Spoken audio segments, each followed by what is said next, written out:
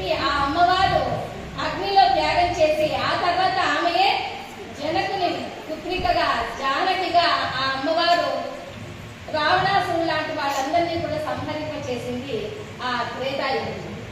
ద్వాపరే ద్రౌపదీ దేవి, ద్వాపర యుగంలో ద్రౌపదీ దేవిగా అనేకమైనటువంటి కౌరవులను, దుష్టాసురులను, దుశ్శాసన దౌష్టాసన వాళ్ళను, దుర్యోధనాదులందరినీ కూడా దగ్గరుండి అంతమొందించిన తల్లి ఆదిశక్తి అంశయే, పార్వతి అంశయే. ఏ యుగంలో అయినా రామావతారమైన, కృష్ణావతారమైన అన్ని అవతారాల్లో కూడా ఈ దుష్టులనందరినీ సంహరించిన తర్వాత ఆ అనేక అవతారాలను అమ్మవారు అనేక యుగాల నుంచి కూడా ధరిస్తూ ఆ విధంగా హింసా పరువులందరినీ, దుష్టులందరినీ కూడా అంతమొందించినటువంటి తల్లి.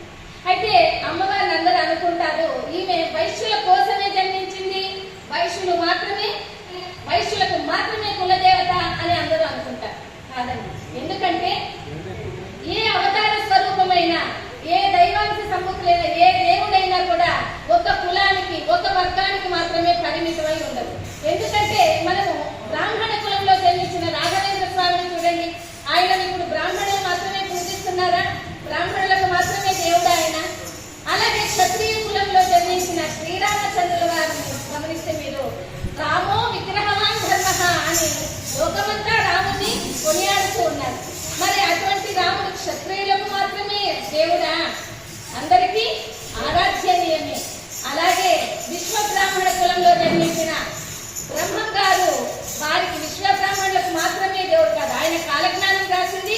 సమస్త ప్రజానీకానికంతా కూడా కాలజ్ఞానం ఏ విధంగా అయితే రాశారో అలాగే శూద్ర కులంలో జన్మించినటువంటి వెంకటేశ్వర స్వామి అంటే పురాణ రూపంలో ఉన్నటువంటిది ప్రవచన రూపంలో మనం చెప్పుకుంటున్నాం. ఎందుకనగా 60 అధ్యాయాలతో 3751 శ్లోకాలలో ఉన్నటువంటి ఈ వాసవి చరిత్ర కాండపురాణి ఉత్తరఖండే కనకజాత సంహితాయ మూలగోపాఖ్యానే సారకాయన వైశ్య సంవాదే.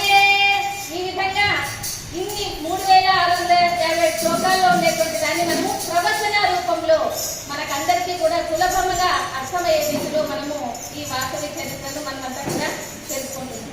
మరి ఆది వైశ్యులు ఎప్పటి నుంచి ఉన్నారు? చాలా మంది అనుకుంటారు వాసవి దేవి జననం తర్వాతనే, ఆ కాలం నుంచినే మన ఆది వైశ్యులు ఉన్నారా అని. కాదండి, ఆది వైశ్యులు కృతయుగం నుంచి కూడా ఉన్నారు ఆది వైశ్యులు. అయితే అమ్మవారు జన్మించింది కేవలం 1025 సంవత్సరాల పూర్వం మాత్రమే, కానీ ఆది వైశ్యులు కృతం నిర్మించిందే ఉన్నారు, కృతయుగం నుంచి. మరి కృతయుగంలో ఏ విధంగా వీళ్ళు మన ఆది వైశ్యులు ఇంత జ్ఞానాన్ని తీసుకున్నారు అనగా, అప్పట్లో మహర్షుల్లాగానే ఉండేవాళ్ళు ఆది వైశ్యులు కూడా. ఉద్వాహ మహర్షి అని ఉండేవారు. ఆ ఉద్వాహ మహర్షికి 2 కుమారులు, శంభుశ్రేష్ఠి, సోమకాంతుడు అని.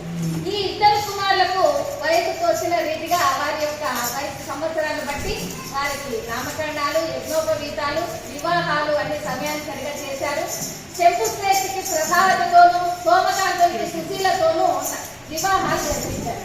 అయితే వీళ్ళకి 16 సంవత్సరాలు అయినప్పటికీ నైమిషారణ్యం వెళ్ళారు ఆ గురువు శాలంకాయన మహర్షులు గారు. ఎందుకని నైమిషారణ్యం అంటున్నాను అనగా, మహర్షులందరూ పూర్వకాలంలో వారి తపస్సు చేసుకుంటుంటే, రాక్షసులు భంగం కల్పిస్తుంటే వాళ్ళందరూ ఒకసారి బ్రహ్మదేవుని దగ్గరికి వెళ్ళి, ఓ బ్రహ్మదేవ నాకు తపస్సుకు మంచి స్థానం కావాలని కోరుకోగా, అప్పుడు బ్రహ్మదేవుడు తన మనోమయ చక్రాన్ని నైమిషారణ్యము అని పిలుస్తుంది.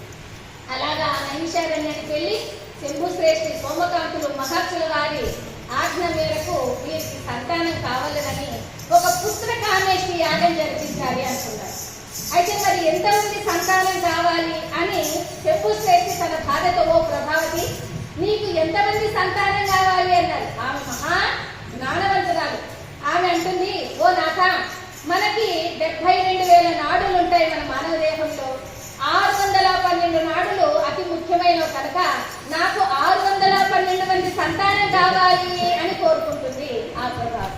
అలాగే సోమకాంతుడు కూడా భార్యమణితో, భార్యమణి నీకెంతమంది సంతానం కావాలి అనగా ఆమె మహా తెలివిమంతురాలు. అలా ఆలోచిస్తూ పైకి చూసి నక్షత్రాల మండలం నక్షత్రాలు చూసి, నాకా మనకి 27 నక్షత్రాలు ఉన్నాయి కదా, ఒక్కొక్క నక్షత్రానికి 4 పాదాల చొప్పున 27 నాలుగుల 108లో కామ క్రోధ లోభ మోహ మద ఆశ్చర్యాలు తీసేస్తే 102.